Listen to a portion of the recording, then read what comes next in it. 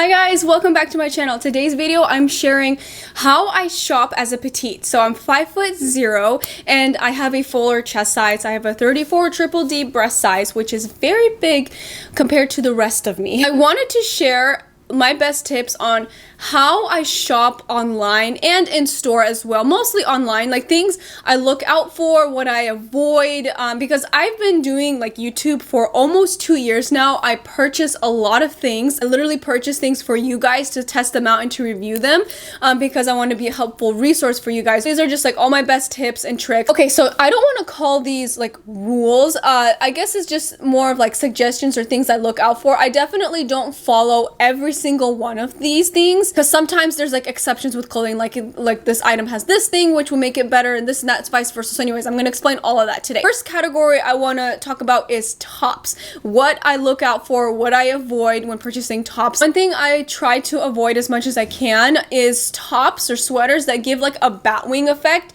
so it kind of essentially looks like you have wings, unless the top has an open neckline. So if the top has a batwing effect and it's like a turtleneck or crew neck, I really try to avoid that because it's going to give too much volume to my upper body. So when I'm purchasing tops, I'm trying to create balance and not make my top look so heavy because it already naturally is heavier. Batwing effect, most of the time I avoid it unless it has a open neckline or even if it has side slits. Sometimes like tops with the batwing effect, they have a side slit, which can actually make it more flattering because it just kind of breaks up the space a little bit and just creates more movement and it looks a little bit different. I also avoid anything that is too tight, so like skin tight, unless it has an open neckline. So I've shared my square neckline tops here many times, which I'm obsessed with. They are a fitted tight bodysuit, but it has an open neckline, a square neckline, which I personally think is super flattering.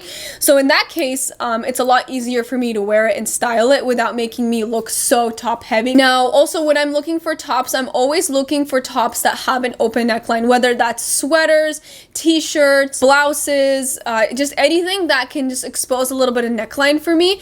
It's just gonna look so much more flattering for my petite shape and for my fuller bust shape as well. With dresses and tops, this is new. What I've recently started looking out for, like very recent, is any tops and dresses that have a smock detail in the back, especially if you're fuller busted. It actually makes it so much easier for clothing to fit you. So if you're like me, you're really small with a fuller chest size, a lot of times you can get tops that are your size, they fit you everywhere, but they are way too tight in the chest area. Or if you go up a size, it'll fit in the chest area, but then be too loose everywhere else. So that's where I struggle a lot. So if you look out for tops and dresses that have a smock detail in the back, a lot of times you can stick with your regular size and it'll fit better in your chest area. Next thing I try to avoid is drop shoulder. So it's where the seam of the top or dress, it drops down, so past your shoulder. So essentially that's what the name comes from, drop shoulder,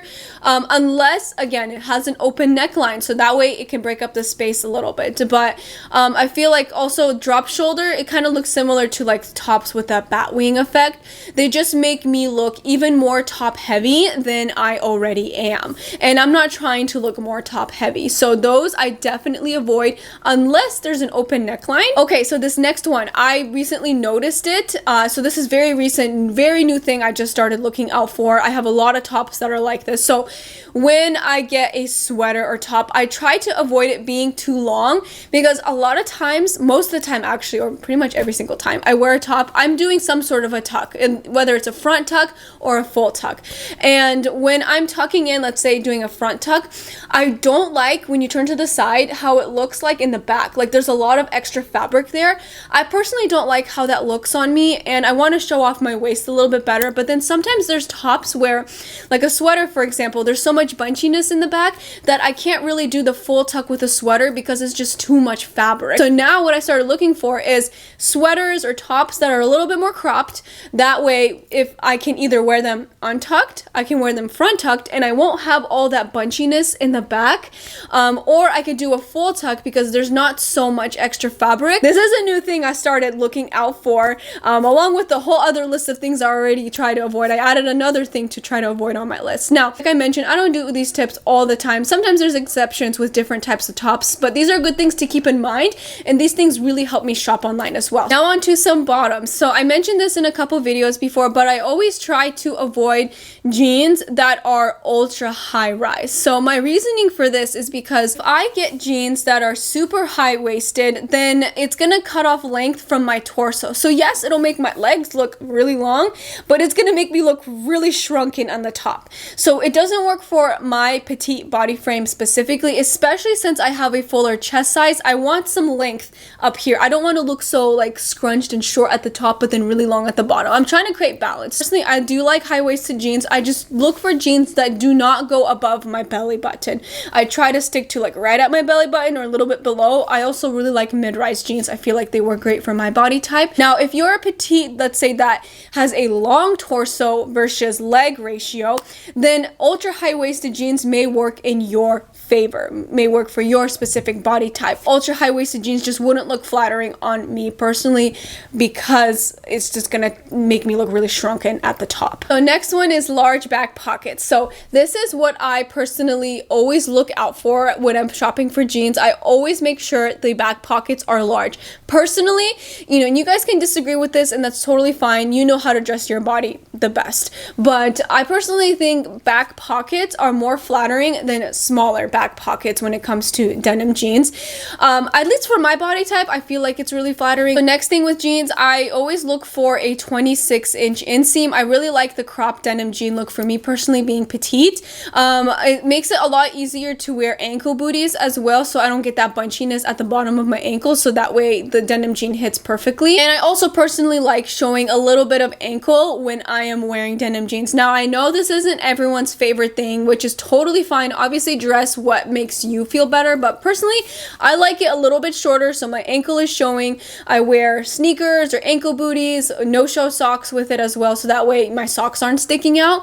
And personally, I just really like that crop look. I think it looks really cute and really cool. And I definitely 100% do not wear jeans that give me bunchiness at the bottom. I hate that. That's a pet peeve of mine. I feel like jeans look so much better, and they also look completely different on you when they fit you lengthwise correctly. Whether that is purchasing a jean that is my correct length, sometimes I'll purchase a jean and will have to cut it an inch or two, which I'm personally okay with doing that. If you're curious on how I cut my jeans, I will link the video where I share the tutorial down below. I'll put a timestamp on that video too, so you can just skip to that part. Last category is outerwear. So I love purchasing outerwear that's structured and tailored. I think for a petite body type and for a fuller chested woman, I think it's so flattering.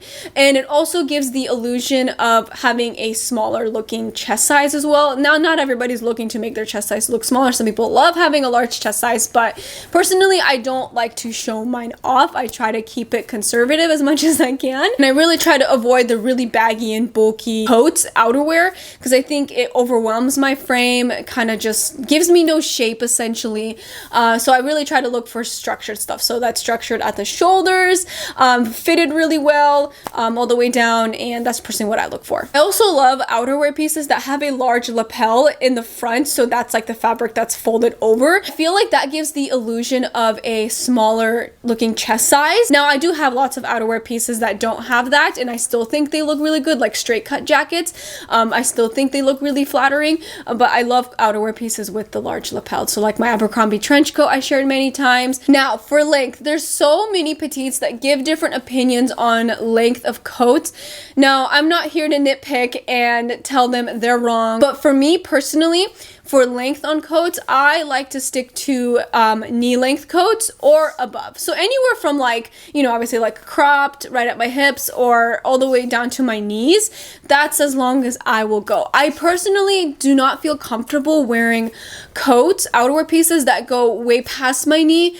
I just kind of feel like at that point for me, it starts to make me look like a tube. Now, a lot of petites say that wearing this kind of a coat, you know, way past your knees will make you look taller. taller. I don't know. I mean, I tried it on. I just wasn't feeling it. You know, maybe it does make me look taller. Maybe it doesn't. I just personally wasn't feeling it.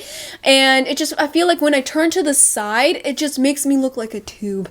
I just don't like that. So that's just me. You know, obviously wear whatever you feel best and most comfortable in. And then finally, with outerwear, I avoid oversized bulky sleeves. Especially nowadays, I feel like what's really trending right now is outerwear with very big, like, oversized sleeves. So I'm wearing oversized sleeves on a top, which I feel like is fine because I have the square neckline to break up the space. I have it's fitted everywhere else, like it's tighter around here. So I think in this case it looks flattering. Outerwear pieces that have a really big bulky sleeves, that's where I feel like it can start to overwhelm a petite body type. So that's why I avoid them. So you can still go for like a, you know, a longer coat, a bigger coat. I just look for ones that are fitted on my sleeves and are structured. So I just avoid the big bulky sleeves because I just feel like it just kind of just swallows me. All right, so we made it to the end of this video. I really hope you guys enjoyed hearing all these tips and tricks and things I look out for when I am shopping online or in store. If you're new, subscribe for more weekly videos. I would love to have you back, and I will see you in my next video. Bye!